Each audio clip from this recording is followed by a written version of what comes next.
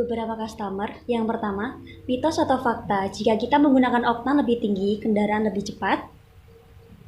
Eh, Pemilihan oktan bahan bakar atau jenis bahan bakar itu sebenarnya tergantung pada rasio kompresi kendaraan. Dalam setiap mobil itu rasio kompresinya berbeda-beda. Jadi intinya oktan semakin tinggi oktan ya dari pertalite, pertamax turbo. Nah itu maka semakin tinggi oktan eh, bahan bakar itu akan sulit terbakar pada suhu rendah.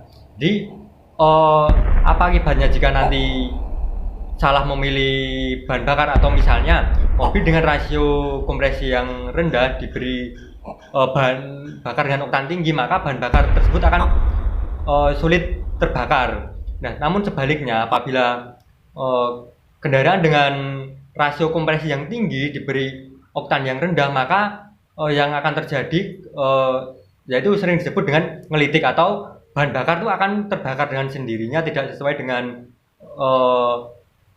timing pengapian tersebut karena bahan bakar tersebut sudah terbakar akibat rasio kompresi tersebut. Jadi pada intinya sebagai pemilik kendaraan diharapkan untuk memilih jenis bahan bakar sesuai dengan rasio kompresi kendaraannya. Jadi harus mengetahui itu rasio mobil saya itu sekian, misalnya 11:1, maka bahan bakar yang pas itu apa, seperti itu. Jadi bahan bakar dengan rasio dengan oktan tinggi itu belum tentu baik buat setiap kendaraan. Seperti itu. Jadi yang diharapkan itu sesuai dengan kebutuhan kendaraan, seperti itu. Iya. Lanjut ke pertanyaan kedua, mitos atau fakta ketika akan memakai mobil harus dipanasi terlebih dahulu? Itu fakta ya. Jadi pemanasan pada mobil atau kendaraan itu tujuannya yang pertama itu agar suhu kerja kendaraan itu tetap lebih cepat tercapai. Jadi kalau untuk misalnya mobil kendaraan udah jazz ya, misalnya udah jazz itu ada indikator ketika dingin itu ada indikator lampu warna biru ya, lampu warna biru seperti huruf F. Nah, itu ketika itu menyala berarti kondisi mesin itu masih sangat dingin. Nah, jadi pada saat itu menyala diharapkan jangan dibawa jalan dulu, tunggu sampai indikator tersebut mati. Karena apabila uh, suhu mesin belum tercapai, efeknya nanti tenaga berkurang dan bahan bakar akan semakin boros. Nah, apabila suhu kerja sudah tercapai, maka tenaga yang dihasilkan mesin akan maksimal dan bahan bakar jadi tidak boros. Selain itu, memanasi mesin itu tujuannya agar pelumasan pada mesin itu bisa bekerja lebih maksimal. Di pada saat awal pertama start itu oli sebelumnya mengendap di bawah di kalter dia akan naik. Nah, apabila sudah naik dan pelumasannya sudah maksimal sampai ke silinder head, maka mobil tersebut sudah mesin akan tidak pelumasan pada mesin akan maksimal sehingga mesin jadi lebih awet karena pelumasannya itu sudah maksimal, seperti itu. Pertanyaan ketiga, mitos atau fakta jika parkir ban harus lurus apabila tidak akan mengurangi umur power steering?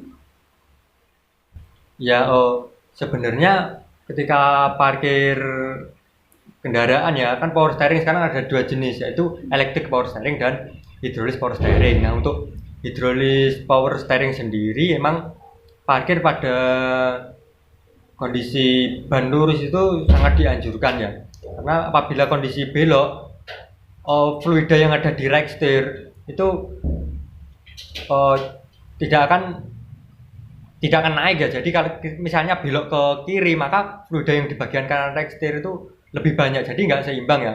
Nanti efeknya apa? Efeknya akan lebih sering bocor. Nah, seperti itu. Tapi untuk mobil yang EPS atau sudah tidak menggunakan hidrolis power steering, tidak menggunakan minyak atau menggunakan motor, parkir pada kondisi ban yang berbelok, kondisi ban tidak lurus, efeknya pada saat ban itu berbelok, dia tautan giginya itu lebih lebih keras ya, lebih beban di rack steer itu lebih berat, seperti itu, karena posisinya masih berbelok. Selain itu ada di power EPS itu ada torque sensor namanya, ada sensor untuk EPS. Nah itu ketika